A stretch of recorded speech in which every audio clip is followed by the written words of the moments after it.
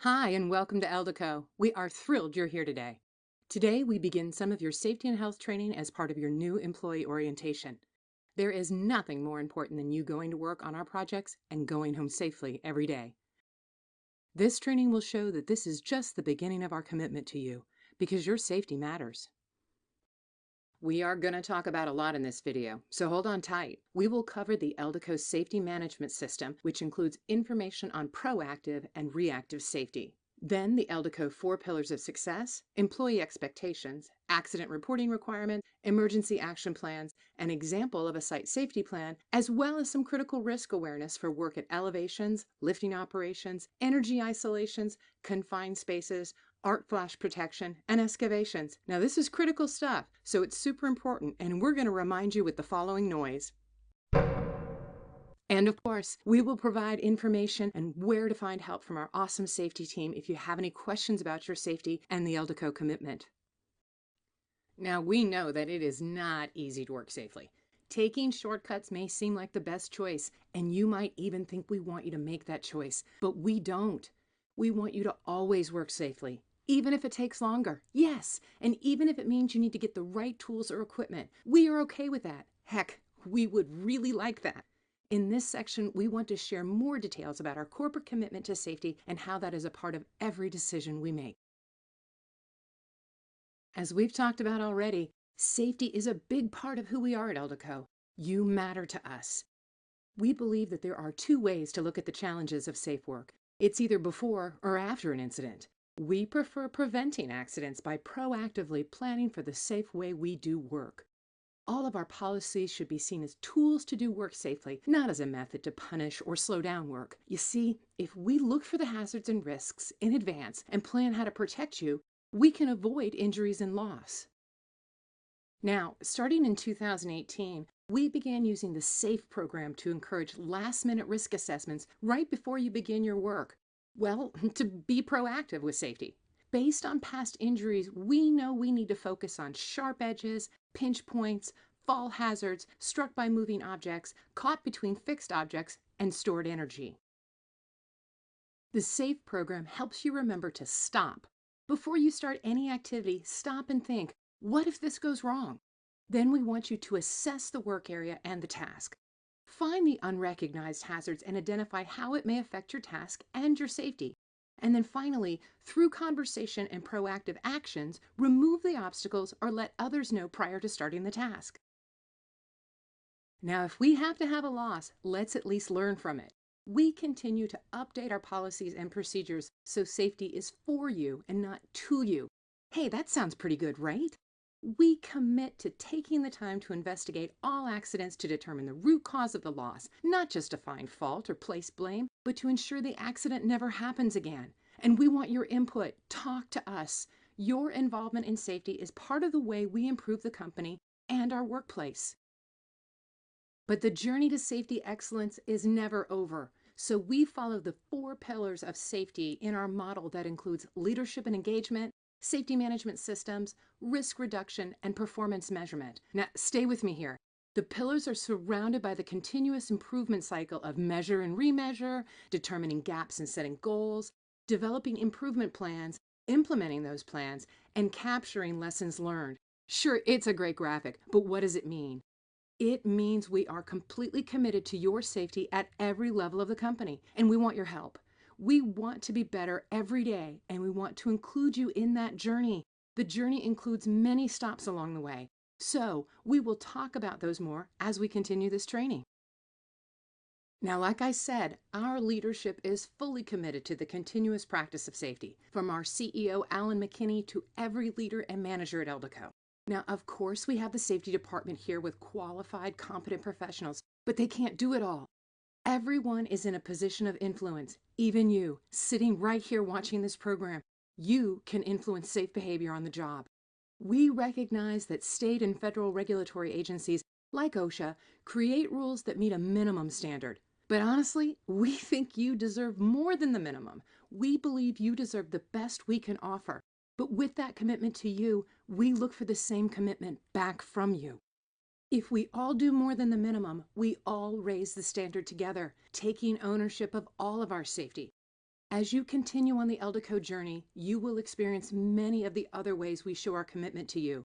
We've got craft and safety training, professional development, safety stand-downs. One of the big ways we show our commitment is not just a lot of free lunches, but yeah, we do some awesome ones. But we take the time to review and evaluate what is the best equipment to keep you safe. We invest in the best fall protection equipment and even let you choose your own prescription protective eyewear. Okay, this is going to sound like a long list, and it is, but it's important. Our Safety Management System, or SMS, is comprehensive, but for a reason. Our 9-step system, which is part of the second pillar, includes the following: management, leadership, and commitment, just like we talked about; organizational communications and systems documentation, because processes help us keep you safe; assessments, audits, and continuous improvement, because we evaluate our safety system to make sure it's doing what we need it to do; hazard recognition, evaluation, and control. That's our job safety task analysis, and we'll talk about more on that later. Workplace design and engineering. If you engineer a hazard off the job before you even arrive, that's the safest. Operational safety and health programs and employee involvement, because your opinion matters. Motivation, behavior, and attitudes, because you coming to work with the right attitude improves the safety of everyone. And finally, training and orientation, just like what we're doing right here, right now. We have utilized this SMS system to drive our rewards and recognition programs, the offering of that no-cost-to-you prescription safety eyewear program, like we mentioned before, and driving out unsafe and unproductive practices that have affected our safety year after year, like our STA process, and even this training. It's faster and more concise than in the past. Now, part of the way we prevent risk is to see it in advance, long before you start the work. Operations and safety work together in advance of the site work to ensure we have all the needed tools, equipment, materials, and safety knowledge to complete our work safely.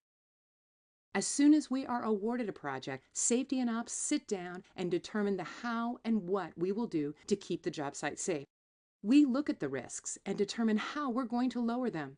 We use a risk rating system to determine how we will address work hazards. We try and get any high risk reduced to a medium, or better yet, a low.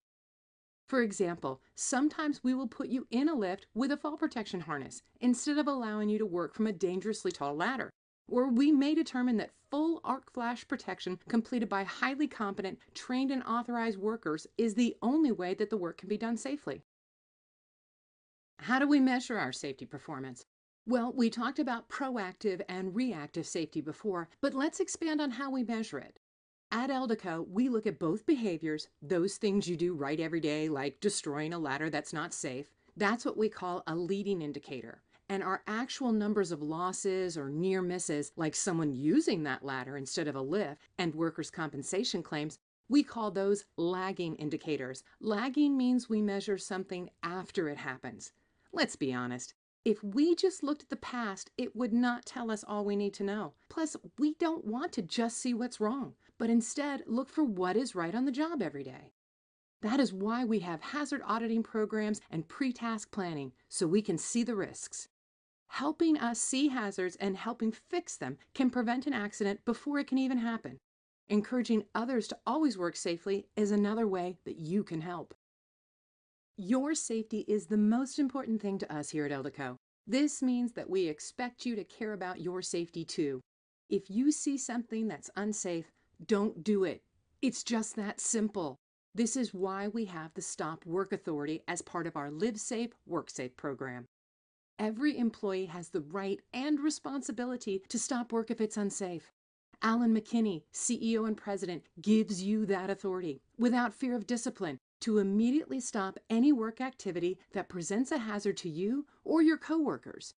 In return, we ask that you participate in the safety task analysis, actively demonstrate you care and have concern for others through the intervention of at-risk activities, and provide feedback about on-the-job safety performance challenges.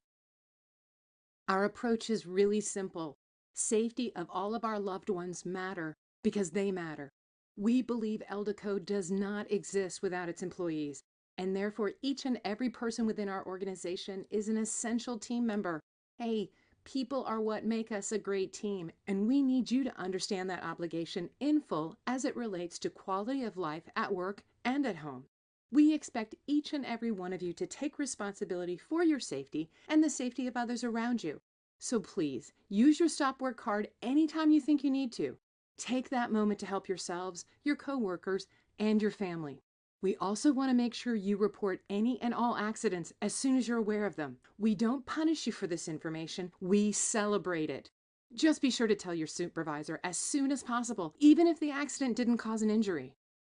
Now, every work site is required to have an emergency action plan for a variety of different potential situations, including severe weather, fires, bomb threats, emergency medical, appropriate facilities close by to treat non-life-threatening injury, and hospitals identified with maps to their locations. See your supervisor or manager for any of those emergency action plans.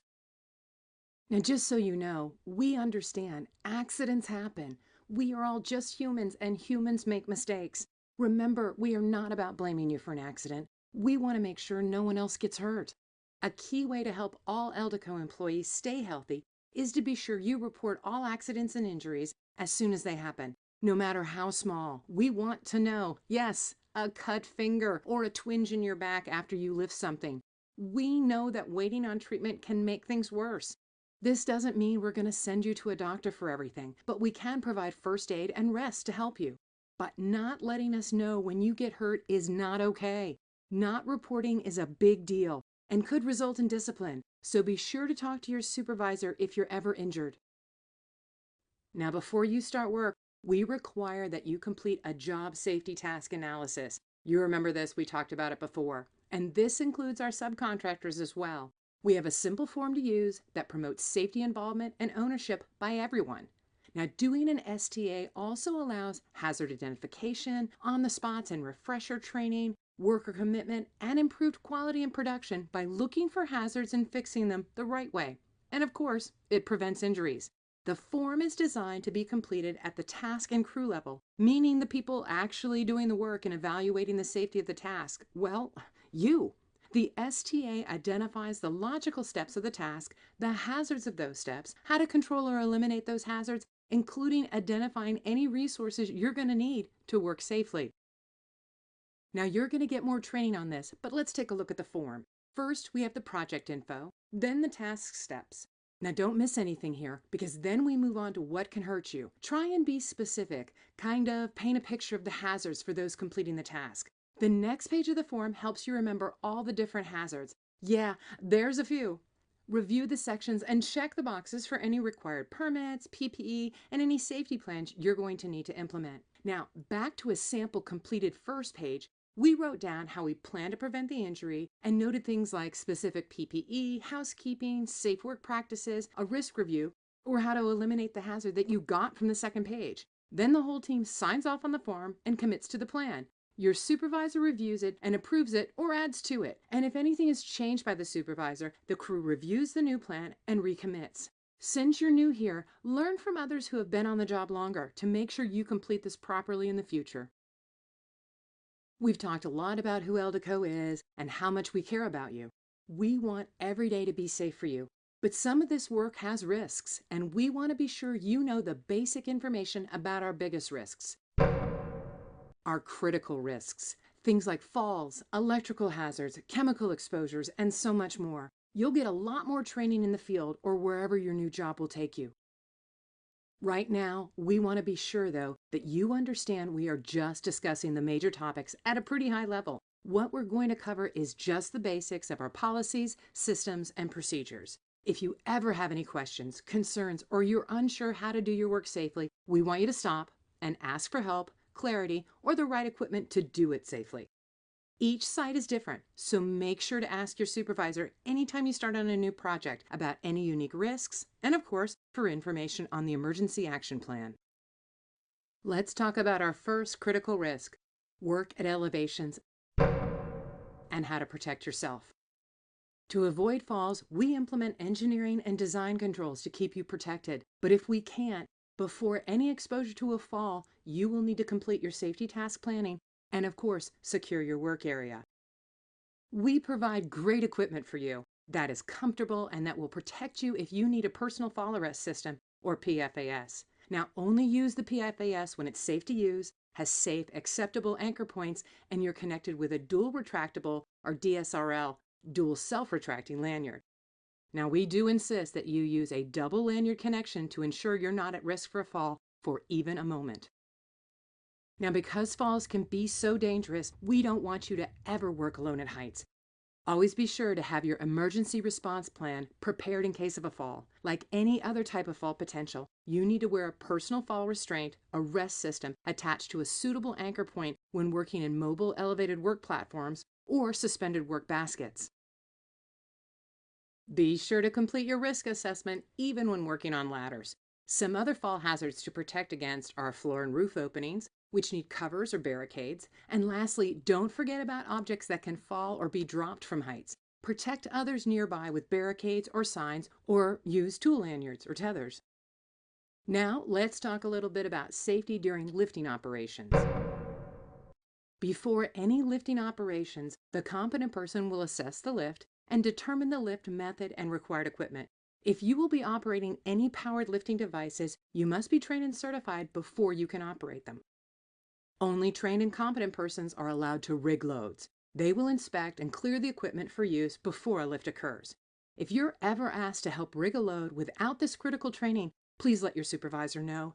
We lift some really heavy stuff out there and never want to chance anyone getting hurt. So our next critical risk is stored energy, or energy that remains in a piece of equipment even after it's turned off. Okay, so you need to remember that work regarding energy isolation doesn't always require a permit unless specified by the client or the owner. But before that permit is signed, you need to make sure all electrical, mechanical, pressure, motion, gravity, and chemical energy sources have been identified. The next step is to discharge, then de-energize and isolate all the energy. Be sure to use the system of locks and tags, which you'll learn more about from your supervisor. The next step is to test the system to ensure it's effective and that no one is exposed to energy. Be sure to monitor and evaluate the system periodically. It is important to coordinate and confirm the energy isolation with any other work group affected, and only remove locks that you have placed. This is pretty serious stuff, so be sure you're trained, competent, and authorized before you do any work that requires lockout tagout. Not sure what all this means yet? That's okay. Talk to your supervisor and get more training. Now let's move on to learning about confined spaces safety. We don't do a lot of work in this area, but there are some safety practices you need to know about.